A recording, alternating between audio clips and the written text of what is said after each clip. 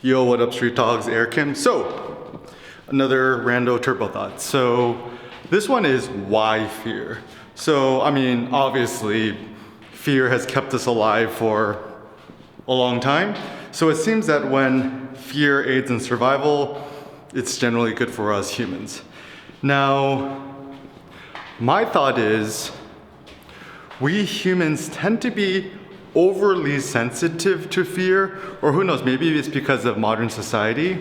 We've become more fearful of things that we shouldn't be as fearful of. So for example, let's say we lived in ancient Greek times and we're constantly at war, and you're a soldier or whatever, then your life is actually quite literally in peril, and then they're having some sort of level of fear is actually a prudent thing, because fear helps you concentrate, not do stupid stuff, and make sure you don't get killed by the enemy, and make sure that you could kill the enemy. So that seems very useful in terms of fear. Or like simple things like, you know, hunter-gatherers, you hear rustling in the bush and it might be a bear. It's good to play safe than sorry when it comes to what Nassim Taleb calls, you know, tail events, where it's like a very small chance of something very bad, 100% chance of dying or risk. Then, you know, having some sort of risk aversion is kind of a good thing. But anyways, so my thought is, risk aversion is something we're socialized to feeling.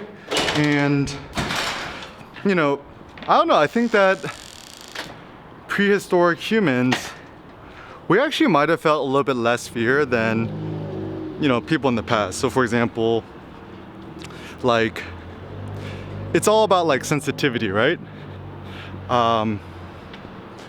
You know, like for example, for me, I've gone through a lot of trauma in my life, which means, you know, things still upset me and stuff like that, but a lot less things upset me than they used to be. So even when it comes to fear, it's kind of more of this like anything that just prevents me from, in theory, irreversible physical disembodiment, like losing an arm or a leg or becoming paralyzed, is not worth the risk, even if it's 0.5% of a risk. Or, you know, the risk of death is obviously not worth it to me. And this is a thought too, right? Like, even if, this is the reason why I don't ride a bicycle or like a motorcycle, stuff like that. Obviously, for the most part, it's safe, but even a 0.001% chance of dying over multiple repeated exposures, you know, eventually you're gonna get hit. And it seems like that's actually the thing that I've realized too, even with driving a car. It's not a matter of if you're gonna get into an accident, it's when are you gonna get into an accident and how bad is it gonna be. So at least a good thing with car accidents is that, like, sooner or later we'll all get into a car accident. I've been in maybe 2, and one of the car accidents, this close I could have died. I still remember it. I had my 1990 Mazda Miata, the small 2-door coupe, and I'm pulling out right after church, right?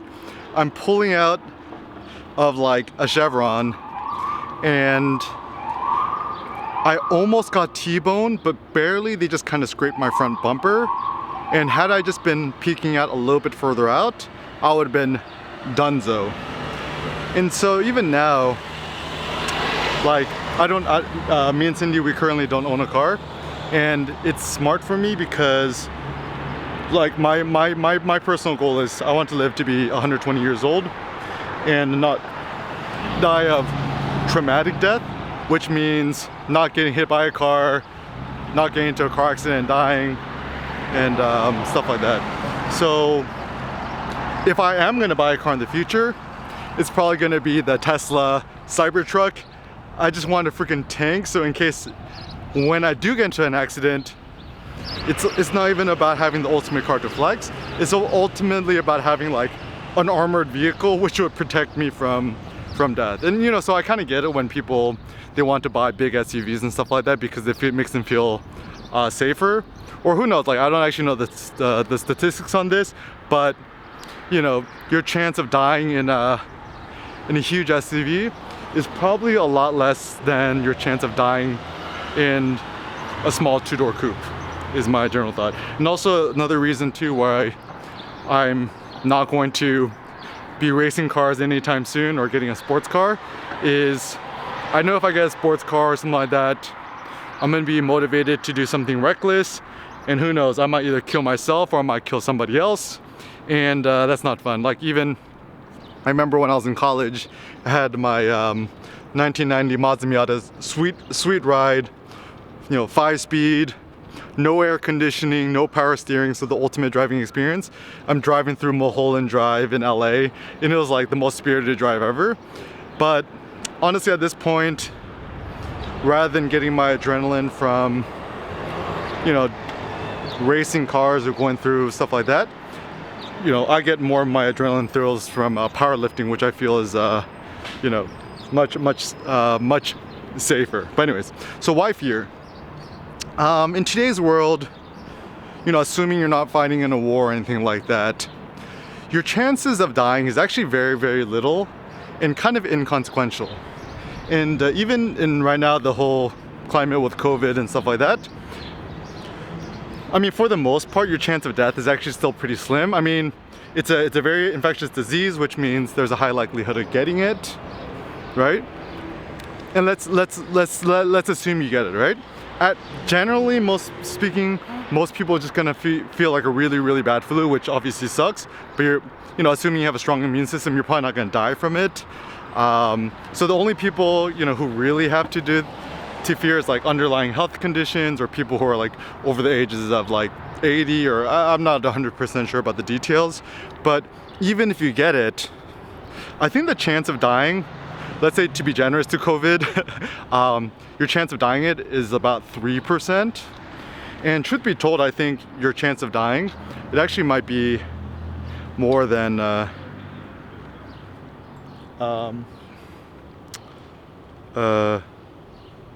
your chance of dying might actually be more likely if you're texting while driving. This is interesting. Korean War Memorial.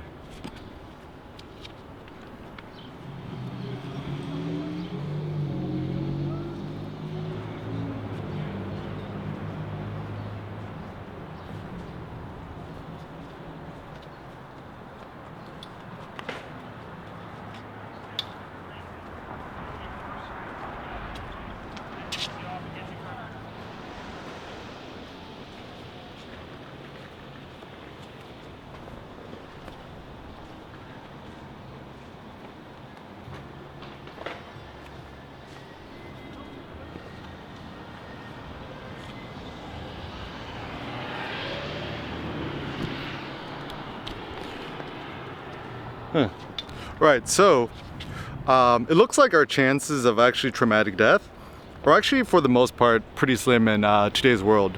So this is actually why I have so much more respect for like military veterans or people who fight in the war or who are doing active service. They actually are putting their lives on the risk. For most of us pedestrians, or most of us you know, civilians, we really don't have much to fear for the most part. And so I almost feel like with COVID, Cindy said this, is that like we're almost kind of at war, except instead of being at war with each other, we're at war with a virus or some sort of disease. That's why I almost treat it like a zombie apocalypse, because like zombies is like a metaphor for disease, I suppose.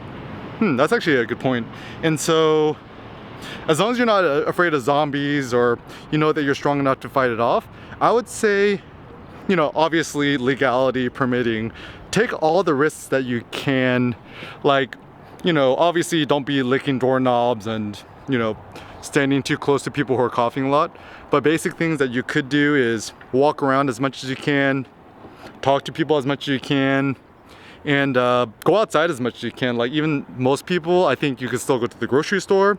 So if you could go to the grocery store, walk to the grocery store, if you could exercise, go to the woods, go run and stuff like that, and get some more fresh air, and realize that as long as you conquer the fear of death, you got nothing to fear.